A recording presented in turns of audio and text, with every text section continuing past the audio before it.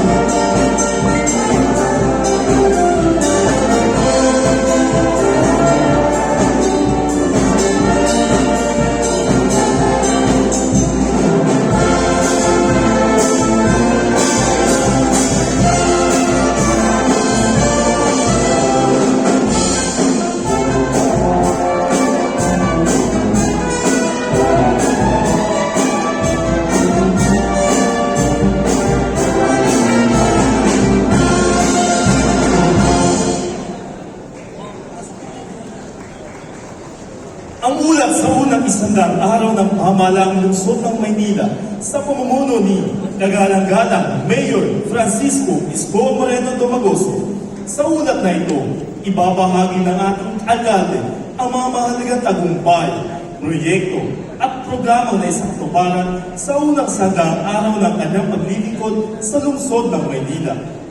Isang patunay ng tapat at bilis-kilos na serbisyo para sa bawat Manileño. Mga Manileño, muli kagalang-galang Mayor Francisco Isko Moreno Domagoso.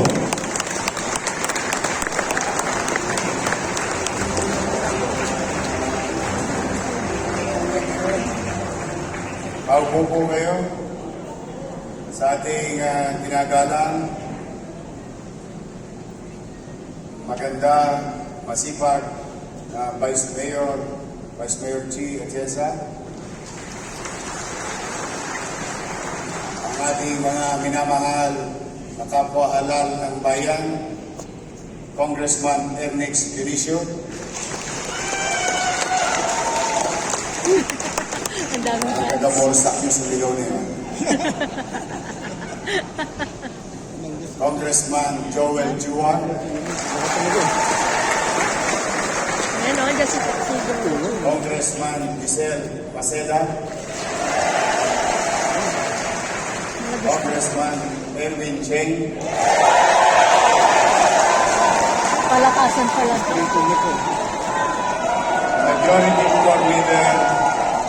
Majority Floor Leader Mon Yopangco, at mga kusihal ng Maynila. Ano ba kayo kameran? Makita except kay Ian. Ayaw ba? Dala mo ba yung anting-anting mo? Maraming salamat. At siyempre, ang ating ginagalang din na matagal naglingkod sa atin sa Maynila, ang ating minamahal Congresswoman Sandy Ocampo. Diyan pala si Mama. At matagal din naglingkod sa atin sa lungsod ng Maynila, Congressman Amado Pagatsing. At mga dating panghalal, department heads, stakeholders, the business sector, organization, NGOs, POs, the youth of Manila, the future of the city, to our fellow elected officials in the barangayan, sa lahat ng 896 barangays sa lungsod ng Maynila.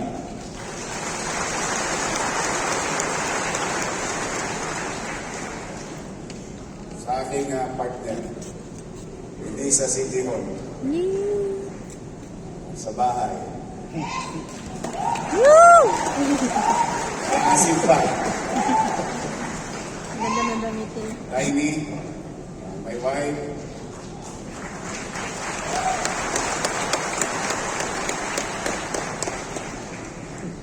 at pangalawang babae ko sa buhay, dalawang pong babae ko, ang ating minamahal na Frances,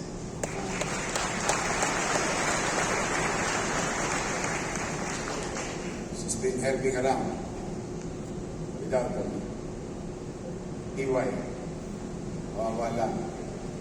But anyway, welcome, and let me, I don't want to take much of your time. I know that all of you have mga gawain din kayo, but to the department heads of the City of Manila, magandang umaga. Sandang araw na po nang simula na tayo'y manungkulan. Dahil sa sigaw ng taong bayan, bumalik ka na.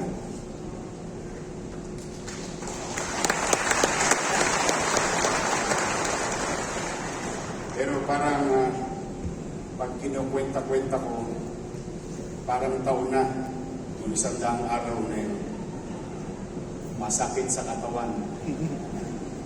But be that as it may, Sakto 1 year. sabi nga sa isang kasabihan sa Ingles, it is not the years in your life that count. It is the life in your years. Sa pamamahala naman, what matters are not the days in your term, but what you have done to make each day matter to the people you serve. We hit the ground running, and that is literal, as I have committed to you last inaugural session. Naunang aksyon kaysa inaugurasyon. The gawa bago salita. 100 days ago, we were left not only with the mountains of death, but also with the mountains of garbage. 100 days ago, I was expected to inherit a clean city. But what I got